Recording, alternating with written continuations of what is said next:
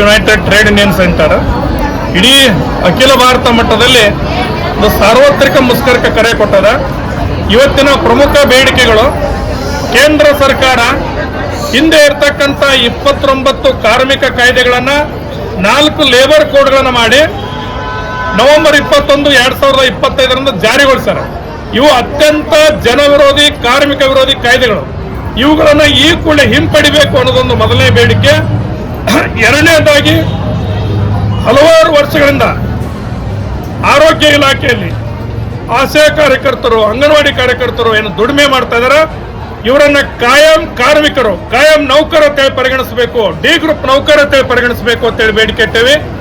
ಆಶಾ ಕಾರ್ಯಕರ್ತರಿಗೆ ಮಾನ್ಯ ಮುಖ್ಯಮಂತ್ರಿ ಅವರು 10,000 ರೂಪಾಯಿ ಗೌರವಧನ ಕೊಡ್ತೇವೆ ಅಂತ ಹೇಳಿ 2 ವರ್ಷ ಆಯ್ತು, ಇವತ್ತಿನ ತನಕ ಕೊಟ್ಟಿಲ್ಲ. ಈ ಕೂಡಲೇ ಗೌರವಧನ ಖಾತ್ರಿಪಡಿಸಬೇಕು ಅಂತೇಳಿ, ಹಾಗೇನೆ ಅಂಗನವಾಡಿ ಕಾರ್ಯಕರ್ತರನ್ನ ಡಿ ಗ್ರೂಪ್ ನೌಕರ ಪರಿಗಣಿಸಿ ಅವ್ರ ವೇತನ ಹೆಚ್ಚಳ ಮಾಡಬೇಕು ಅಂತೇಳಿ, ಒಟ್ಟಾರೆ ಕಾರ್ಮಿಕರ ಹಿತರಕ್ಷಣೆ ಕಾಪಾಡಬೇಕು ಅಂತೇಳಿ ಇವತ್ತು ಸಾರ್ವತ್ರಿಕ ಮುಷ್ಕರ ಅದ. ಈ ಮುಷ್ಕರದಲ್ಲಿ ಬೇಡಿಕೆಗಳನ್ನ ಪರಿಗಣಿಸಲಿಲ್ಲ ಅಂದ್ರ ಅದು ಕೇಂದ್ರ ಬಿಜೆಪಿ ಆಗಲಿ, ರಾಜ್ಯ ಕಾಂಗ್ರೆಸ್ ಸರ್ಕಾರ ಆಗಲಿ, ಎರಡೂ ಕೂಡ ಕಾರ್ಮಿಕ ವಿರೋಧಿ ನೀತಿಗಳನ್ನ ಅನುಸರಿಸ್ತಾ ಇದಾರ. ಇವತ್ತು ಅವ್ರು ಹೇಳ್ತಾರ ಇದು ಲೇಬರ್ ಕೋಡ್ ಅನ್ನೋದು ಸೆಂಟ್ರಲ್ ಗೌರ್ಮೆಂಟ್ ಅಂತೇಳಿ. ಇದೇ ಮಾನ್ಯ ಮುಖ್ಯಮಂತ್ರಿ ಅವರು ಎಷ್ಟೋ ಸೆಂಟ್ರಲ್ ಗೌರ್ಮೆಂಟ್ ಪಾಲಿಸಿಗಳನ್ನ ರಿಜೆಕ್ಟ್ ಮಾಡ್ಯಾರ, ತಮ್ಮದೇ ಸ್ಟೇಟ್ ಪಾಲಿಸಿಯನ್ನು ಇಂಪ್ಲಿಮೆಂಟ್ ಮಾಡ್ತಾರ. ಅದೇ ರೀತಿ ಕರ್ನಾಟಕದೊಳಗ ಈ 4 ಲೇಬರ್ ಕೋಡ್ಗಳನ್ನು ಇಂಪ್ಲಿಮೆಂಟ್ ಮಾಡಬಾರ್ದು ಅಂತೇಳಿ ನಾವು ನಮ್ಮ AIUTUC ಅಂದ್ರೆ all India United trade union centre ಇಂದ ಇವತ್ತು ಆಗ್ರಹಿಸ್ತೇವೆ.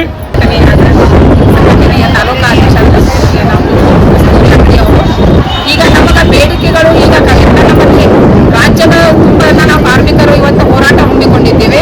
ನಮ್ಮ ಲೀಡರ್ ಆದ ರಾಜ್ಯಾಧ್ಯಕ್ಷರಾದಂತಹ ಸೋಮಶೇಖರ್ ಸರ್ ಹಾಗೂ ಆಶಾ ರಾಜ್ಯಾಧ್ಯಕ್ಷರಾದ ನಾಗಲಕ್ಷ್ಮಿ ಅವರನ್ನು ಬಂಧಿಸಿದ್ದಾರೆ. ಇದು ನಾವು ಮಾಡುವುದು ಕರೆಕ್ಟ್, ನಮ್ಮ ದುಡಿಮೆಯ ಸಲುವಾಗಿ ನಾವು ಬೇಡುವುದೇನು ತಪ್ಪೇ. ಇವರಿಗೆ ತಮಗಾಗಿ ರಾಜಕಾರಣಿಗಳು ತಮ್ಮ ಪೇಮೆಂಟ್ ಅನ್ನು ಹೆಚ್ಚುಗೊಳಿಸ್ತಾರ, ಆದ್ರೆ ಆಶಾ ಅಂಗನವಾಡಿ ಕಾರ್ಯಕರ್ತರನ್ನ ಗೌರವಧನವನ್ನು ಹೆಚ್ಚು ಮಾಡ್ತಾ ಇಲ್ಲ.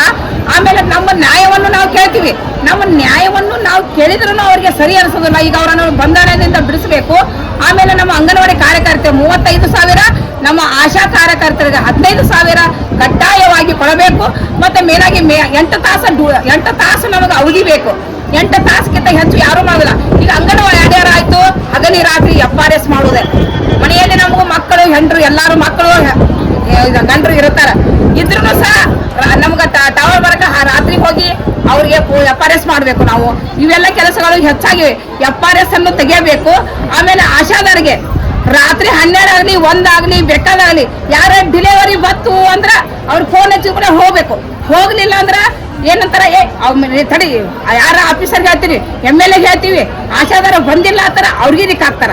ಯಾಕಂದ್ರೆ ಒಬ್ಬರೇ ಹೆಣ್ಮಕ್ಳು ರಾತ್ರಿ ಟೈಮಲ್ಲಿ ಹೋಗಿ ದವಾಖಾನೆ ನಿಂದಿರೋದಾದ್ರೆ ಹೆಂಗ? ಎಲ್ಲ ತರ ಏನು ಸವಲತ್ತು ಇಲ್ಲ ಅವ್ರಿಗೆ.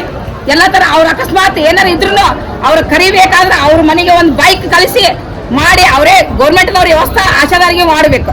ಆಶಾದಾರಿ ವ್ಯವಸ್ಥೆ ಮಾಡಿ ಅವ್ರ ದವಾಖಾನೆ ಕರ್ಕೊಂಡು ಬರುವಂತ ರಾತ್ರಿ ವೇಳೆಯಲ್ಲಿ ಹೆಣ್ಮಕ್ಳು ಹೆಂಗ್ ಬರ್ತಾರ, ಇದನ್ನೆಲ್ಲ ಅವರು ಅನುಕೂಲ ಮಾಡಿಕೊಡ್ಬೇಕು. ಅಂದ್ರೆ ಅಂಗನವಾಡಿ ಆಶಾದಾರಿಗೆ 35,000 ಹಾಗೂ ಇವರಿಗೆ 15,000 ನಿಗದಿ ಮಾಡಬೇಕು. ನಮಗೆಲ್ಲರಿಗೂ ಮಹಿಳೆಯರನ್ನು ಭಾಳ ದೂಷಿಸಕತ್ತಾರ. ಮದೇ ನಮಗೆ ಹೋರಾಟಕ್ಕೆ ಅವ್ರು ಹೆಚ್ಚು ಮಾಡೋದಕ್ಕೆ ಅದನ್ನೆಲ್ಲ ಬಿಡಬೇಕು, ಕೈ ಬಿಡಬೇಕು. ನಮಗೆಲ್ಲ ಹೆಣ್ಮಕ್ಳಿಗೆ ನ್ಯಾಯವನ್ನು ಒದಗಿಸಿಕೊಡಬೇಕೆಂದು ಹೇಳಿ ನನ್ನ ಮಾತಿಗೆ ವಿರಾಮ ನೀಡುತ್ತೇನೆ. ನನ್ನ ಹೆಸರು ಸ್ಮಿತಾ ಜಮ್ಕಿ ಅಂತ ಹೇಳಿ AIUTC ತಾಲೂಕಾ ಕಾರ್ಯದರ್ಶಿ ಆಶಾದು. ನಾವು ಇವತ್ತಿನ ದಿನ ರಾಜ್ಯಾದ್ಯಂತ ಮುಷ್ಕರವನ್ನು ಮಾಡ್ತಾ ಇದ್ದೀವಿ.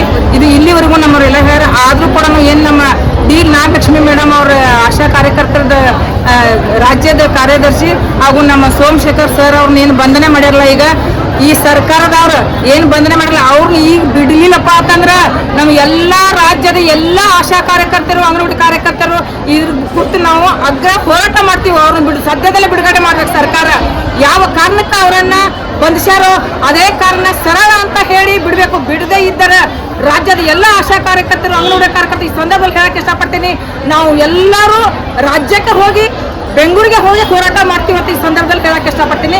ಇದ್ರ ಜೊತೆನೆ ನಮ್ಮ ಆಶಾ ಕಾರ್ಯಕರ್ತರಿಗೆ ಹೇಳಿದ್ರು, ಏನೇ ರಾತ್ರಿ ಎಲ್ಲ ನಾವು 24 ಗಂಟೆ ಕೆಲಸ ಮಾಡಬೇಕು, ರಾತ್ರಿ ಎಲ್ಲ ಹೋಗ್ತೀವಿ, ನಮ್ಗೆ ಯಾವ ಭದ್ರತೆನೂ ಇಲ್ಲ.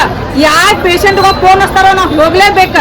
ಅವ್ರು ಯಾರೋ ಏನೋ ಅಂತ ನಮ್ಗೆ ಏನೂ ಗೊತ್ತಿರಂಗಿಲ್ಲ. ಆದರೂ ಕೂಡ ಅದಕ್ಕೊಂದು ನಮಗೆ ಭದ್ರತೆ ಬೇಕು. ಕೆಲಸ ಮಾಡಕತ್ತೀವಿ ಅಂದ್ರೆ ಆಶಾ ಕಾರ್ಯಕರ್ತರಿಗೆ ಈ ಸಂದರ್ಭದಲ್ಲಿ ಹೇಳಕ್ಕೆ ಹೋಗ್ತೀನಿ. ಅದ್ರ ಜೊತೆ 60 ವರ್ಷ ಆದವ್ರನ್ನ ತಕ್ಷಣ ಆಧಾರ್ ಕಾರ್ಡ್ ಮೇಲೆ ತೆಗೆದು ಹಾಕಕತ್ತಾರ. ಆ 60 ವರ್ಷ ಆದ ಆಶಾ ಕಾರ್ಯಕರ್ತ ತೆಗೆದು ಹಾಕ್ಲಿ, ಅವ್ರ ಬ್ಯಾನ್ ಅನ್ನಂಗಿಲ್ಲ. ಅವ್ರಿಗೆ ಮನೆಗೆ ಹೋಗ್ಬೇಕಾರ ಒಂದು ಇಡೀ